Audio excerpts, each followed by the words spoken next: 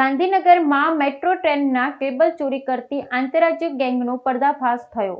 ગાંધીનગરમાં મેટ્રો ટ્રેનના કેબલની ચોરી કરતી આંતરરાજ્ય ગેંગનો પર્દાફાશ થયો. આંતરરાજ્ય ગેંગે ગાંધીનગર અને અમદાવાદના વિવિધ મેટ્રો સ્ટેશનોમાં કોપર વાયર અને અન્ય વીજતાર ચોરીની ઘટનાઓને અંજામ આપ્યો હતો. ચોરી માટે આરોપીઓ મુસાફર તરીકે મેટ્રોમાં પ્રવેશ કરતા ને પછી વિવિધ હિસ્સામાંથી કેબલ તથા સામાન ચોરી કરી ફરાર થઈ જતા હતા. ગાંધીનગર એલસીબી પોલીસે ઝડપી કાર્યવાહી કરી ગેંગના 4 મુખ્ય સૂત્રધારોને ઝડપી પાડ્યા છે.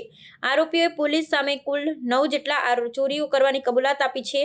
પોલીસે ચોરીના ગુનાઓને ગંભીરતાથી લઈ વધુ તપાસ શરૂ કરી છે અને તપાસમાં અન્ય શખ્સો પણ સંડોવાયેલા છે કે કેમ તે દિશામાં તપાસ ચાલી રહી છે. આંતરરાજ્ય ગેંગના પર્દાફાશથી ગાંધીનગર અમદાવાદ મેટ્રો રૂટ પર મુસાફરી કરતા લોકોને રાહત મળી છે.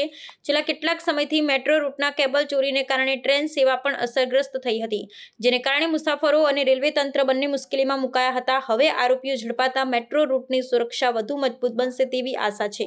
પોલીસે જણાવ્યું છે કે આવી ચોરીના ગુનાઓ પર કડક પગલાં લેવામાં આવશે અને મેટ્રો રૂટની સુરક્ષા માટે વધારાની તકેદારી રાખવામાં આવી છે. લોકોમાં પણ સુરક્ષા અંગે જાગૃતિ લાવવા માટે પોલીસ દ્વારા અલગ અલગ અભિયાન હાથ ધરાયું છે, જેથી આવી ઘટનાઓ ફરીથી ન બને.